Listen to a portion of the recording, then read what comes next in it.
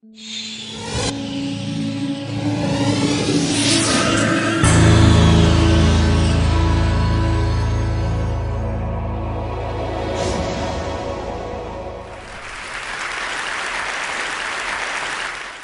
this rather long sort of marathon presentation, I've tried to break it up into three parts. The first being a whole lot of examples on how it can be a little bit more pleasurable to deal with a computer and really address the qualities of the human interface. And these will be some simple design qualities, and they will also be some qualities of, if you will, the intelligence of interaction.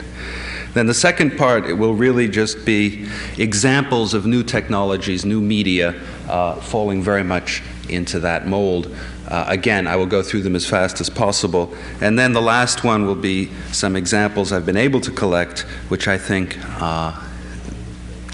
let me say, illustrate this, at least as best I can, in the world of entertainment. People have this belief, and I share most of it, that we will be using the TV screens or their equivalents for electronic books of the future. But then you think, my God, what a terrible image you get when you look at still pictures in TV. Well, it doesn't have to be terrible. And that, again, is a slide taken from a TV set. And it was pre-processed to be very sympathetic to the TV medium, and it actually absolutely looks beautiful. Well, what's happened? How did people get into this mess where you are now all of a sudden sitting in front of personal computers and videotext, teletext systems, and somewhat horrified by what you see on the screen? Well, you have to remember that TV was designed to be looked at 8 times the distance of the diagonal. So you get 13-inch, 19-inch, whatever TV, and then you should multiply that by 8, and that's the distance you should sit away from the TV set. Now all of a sudden we put people 18 inches in front of a TV, and all the artifacts that none of the original designers expected to be seen, all of a sudden are staring you in the face. The shadow mask, the scan lines, all of that. And they can be treated very easily. There are actually ways of getting rid of them. There are actually ways of just making absolutely beautiful pictures. I'm talking here a little bit about display technologies. Let me talk about how you might input information, and my favorite example is always fingers. I'm very interested in touch-sensitive displays. High-tech, high-touch. Wasn't that something you said? Let's say, well, or whatever. It's certainly a very important medium for input, and a lot of people think that fingers are very low-resolution sort of stylus for inputting to a display. In fact, they're not. It's really a very, very high-resolution input medium. You have to just do it twice. You have to sort of touch the screen and then rotate your finger slightly, and you can move a cursor with great accuracy. And so when you see on the market these systems that have just a few light-emitting diodes on the side and are very low resolution, it's nice that they exist because it still is better than nothing, but it in some sense misses the point, namely that fingers are very, very high resolution input medium. Now, what are some of the other advantages? Well, one advantage is that you don't have to pick them up, and people don't realize how important that is, not having to pick up your fingers to use them.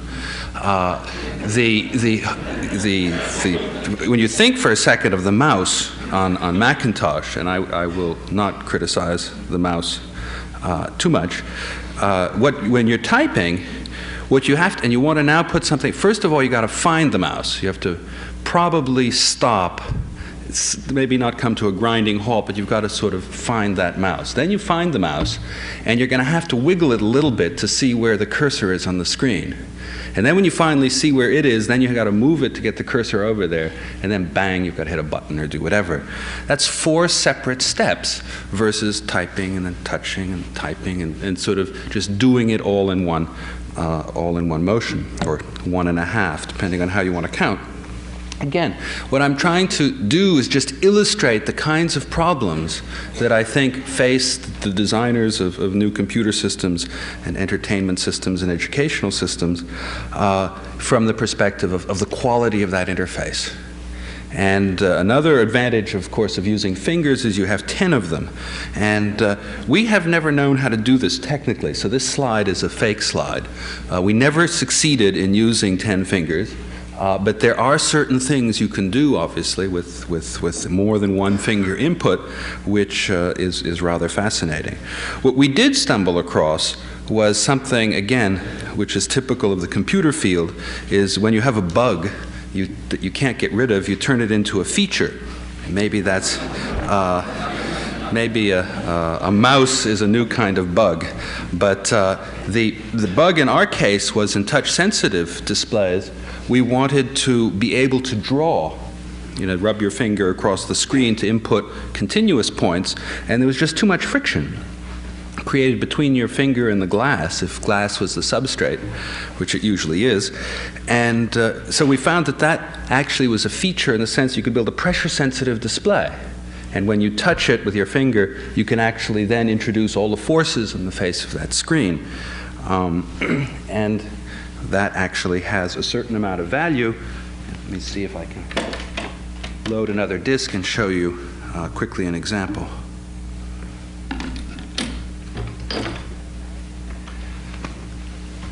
Okay, now imagine a screen which is not only touch sensitive now, it's pressure sensitive. And it's pressure sensitive to the forces both in the plane of the screen, X, Y, and Z, at least in one direction. We couldn't figure out how to come in the other direction. But let me get rid of the slide. And let's see if this comes on.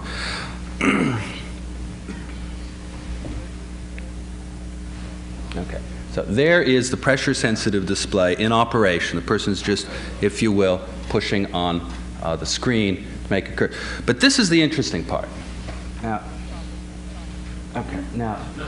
I want to stop it for a second, because the movie is very badly made.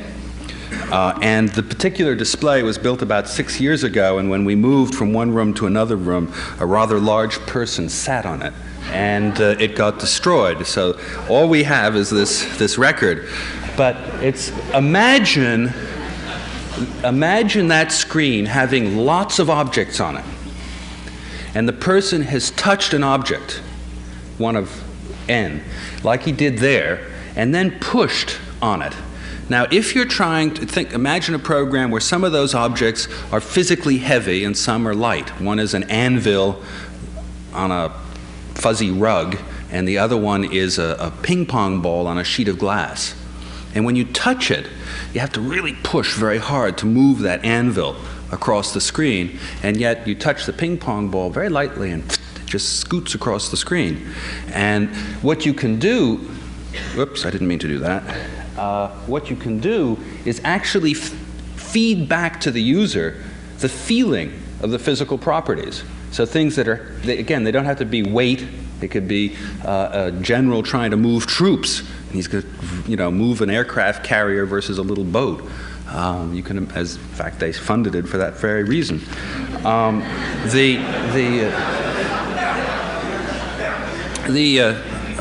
The whole notion then is one that at the interface there are physical properties in that transducer, in this case it's pressure and touch sense, that allow you to present things to the user that you could never present before. So it's not simply looking at the quality, or if you will, the luxury of that interface, but it's actually looking at the idea of presenting things that previously couldn't be presented before.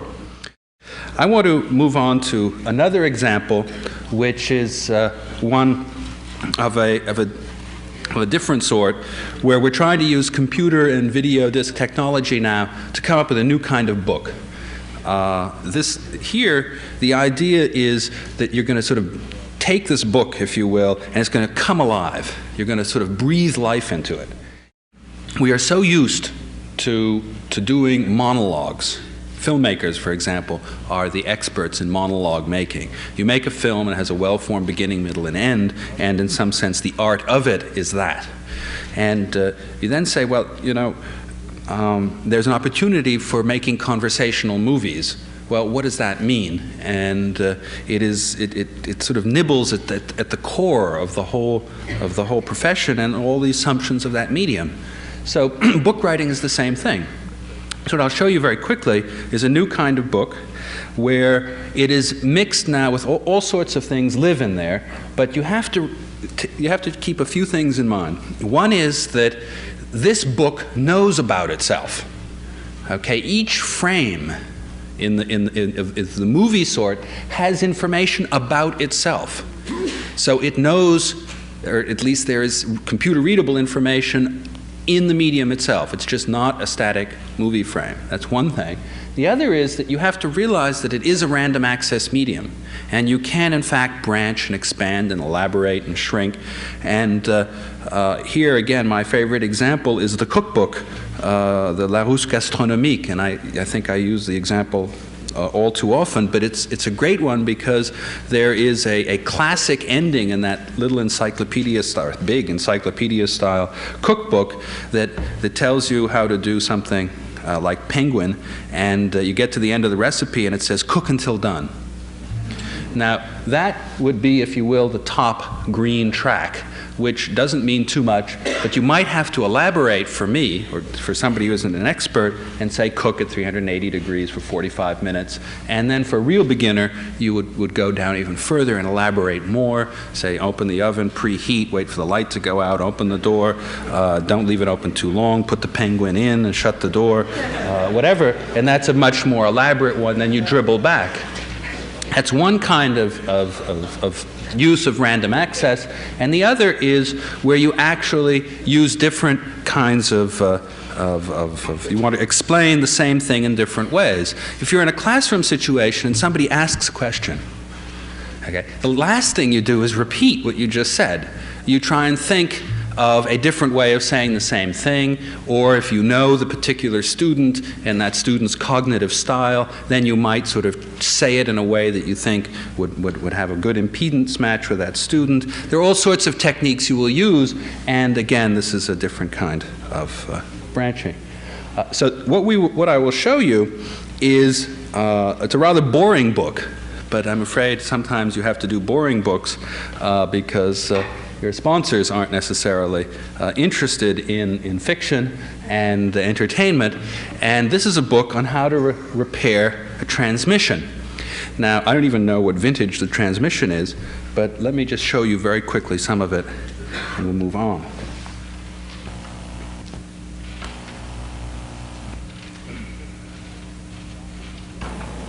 And continue to get descriptions for each of these chapters. Now this is his table of contents, okay? Just a picture of the transmission, and as you rub your finger across the transmission, it highlights the various parts. When I find a chapter that I want to see, I just touch the text, and the system will format pages for me to read.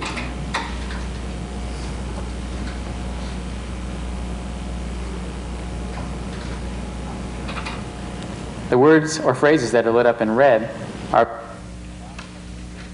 glossary words, so I can get a different definition by just touching the word, and the definition appears superimposed over the illustration.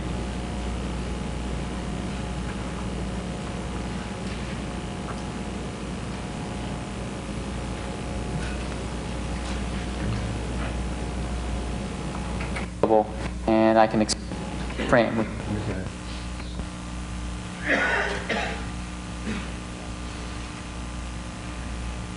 This is about the oil pan, or the oil filter in this holder.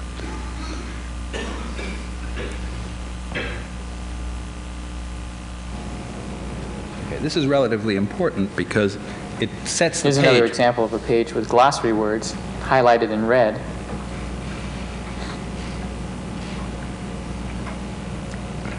I can get a definition of these words just by touching them, and the definition will appear in the illustration corner.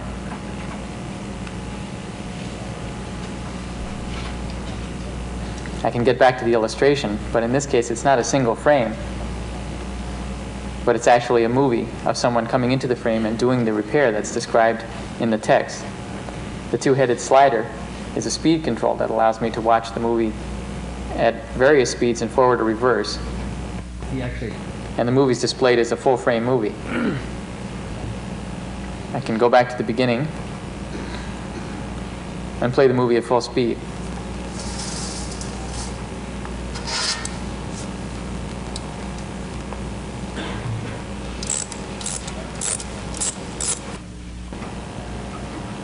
Here's another step-by-step procedure.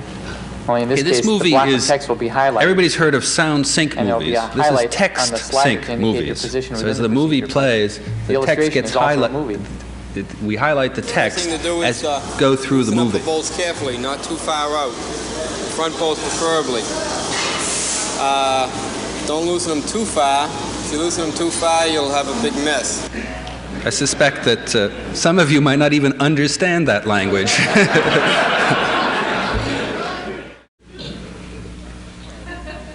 Okay, I'm at the third and last part of this, which I said I would make an attempt to at least give you some examples that are maybe more directly related to the world of entertainment.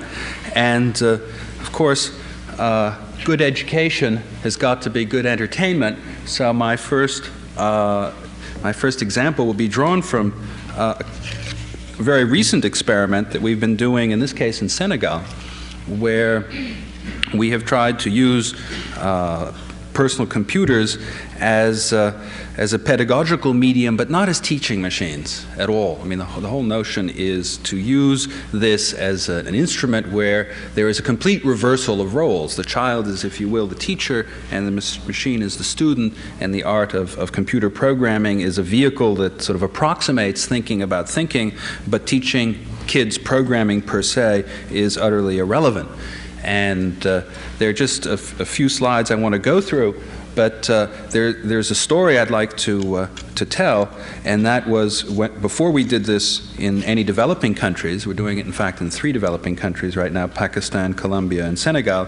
We did it in some pretty rough areas of New York City, and one child, whose name I've forgotten, was about 7, 8 years old, absolutely considered mentally handicapped, couldn't read, didn't even make it in the lowest section of the school of the classes, and was pretty much not in school, though physically there, but did hang around the, quote, computer room, where there were quite a few computers, and learned this particular language called Logo, and learned it with great ease, and found it a lot of fun. It was very interesting. And one day, by chance, some visitors from the NIE came by in their double-breasted suits, looking at this setup. And none of the children who were normally there, except for this one child, none of them were there. He was, and he said, "Let me show you how this works." And they, got an absolutely ingenuous, wonderful description of Logo, and the child was just zipping right through it, showing them all sorts of things, till they asked him how to do something which he couldn't explain. And so he flipped through the manual, found the explanation, and typed the command, and got it to do what they asked. They were delighted, and by the time it was time to go see the principal, whom they had actually come to see, not the computer room, they went upstairs and they said, this is absolutely remarkable. That child, was very articulate and showed us, and, even dealt with the things he couldn't do automatically with that manual. It was just absolutely fantastic. The principal said, it was a dreadful mistake, because that child can't read. And you obviously have been hoodwinked, or you've talked about somebody else. And they all got up and they all went downstairs, and the child was still there. And they did something very intelligent. They asked the child, they said, "Can you read?" And the child said, "No, I can't." And then they said, "But wait a minute, you just looked through that manual, you found." He said, "Oh, but that's not reading." And so he said, "Well, what's reading then?" He says, "Well, reading is this junk they give me in little books to read. It's absolutely irrelevant, and I get nothing for it. Okay, but here, with a little bit of effort, I got a lot in return, and it really meant something to the child. The child read beautifully, it turned out, and was really very confident, because it actually meant something. And that story has many other anecdotes that are similar, but wow, it's really the key to the future of computers in education. Is right there, and is when does it mean something to a child? There's a myth, and it truly is a myth. We believe, and I'm sure a lot of you believe in this room, that it is harder to read and write than it is to learn how to speak. And it's not. But we think speech, my God, little children pick it up somehow, and by the age of 2 they're doing a mediocre job, and by 3 and 4 they're speaking reasonably well. And yet you've got to go to school to learn how to read. And you have to sit in a classroom and somebody has to teach you, hence it must be harder. Well, it's not harder. What the truth is that speaking has great value to a child. The child can get a great deal by talking to you, and reading and writing is utterly useless. There is no reason for a child to read and write except blind faith, and that it's going to help you. So what happens is you go to school and people say, just believe me, you're going to like it. You're going to like reading, and just read and read. On the other hand, you give a kid, a 3-year-old kid, a computer, and they type a little command and poof, something happens, and all of a sudden, you may not call that reading and writing, but a certain bit of typing and reading stuff on the screen has a huge payoff, and it's a lot of fun, and in fact it's a powerful educational instrument. Well, in Senegal, we found that this was the traditional classroom, 120 kids, 3 per desk, 1 teacher, a little bit of chalk. This student was one of our first students, and it's the girl on the left leaning with her chalkboard, and she came within 2 days. I want to show you the program she wrote, and remember her hairstyle, okay? And that is the program she made. That's what meant something to her, is doing the hair pattern, and actually did it within 2 days, an hour each day, and found it was to her, absolutely the most meaningful piece. But rooted in that, little did she know how much knowledge she was acquiring about geometry and just math and logic and all the rest. And again, I could talk for 3 hours about this subject. Okay, I will come to my last example and then quit. And my last example, as some of my former colleagues whom I see in the room can imagine what it will be. Yes, it is. It's our work that was a while ago, and it still is my favorite project, of teleconferencing. And the reason it remains a favorite project is that we were asked to do a teleconferencing system where you had the following situation. You had 5 people at 5 different sites. They were known people. And you had to have these people in teleconference such that each one was utterly convinced that the other 4 were physically present. Now, that is sufficiently, zany that we would obviously jump to the bait, and we did. And the fact that we knew the people, we had to take a page out of the history of Walt Disney. We actually went so far as to build CRTs in the shapes of the people's faces. So if I wanted to call my friend Peter Sprague on the phone, my secretary would get his head out and bring it and set it on the desk. And that would be the TV used for the occasion. And it's uncanny. There's no way I can explain to you the amount of eye contact you get with that physical face projected on a 3D CRT of that sort.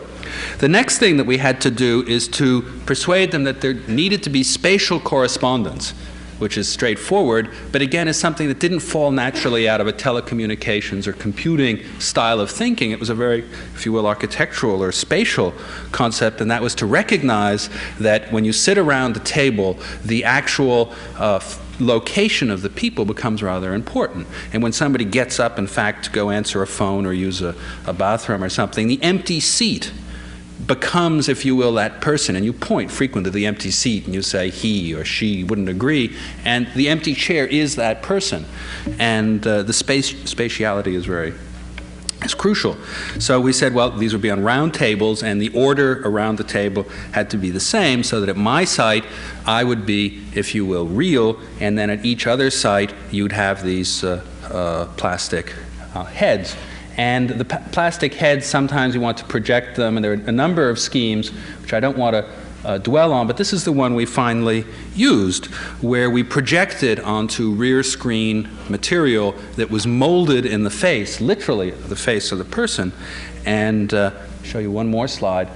where this is actually made from something called a solid photograph and is the screen. Now we track on the person's head the head motions. So we transmit with the video the head positions, and so this head moves at least about two axes. So if I all of a sudden turn to the person to my left and start talking to that person, then at the person to my right's sight, he'll see these two plastic heads talking to each other, and then if that person interrupts, then those two heads may turn, and it really is reconstructing quite accurately teleconferencing.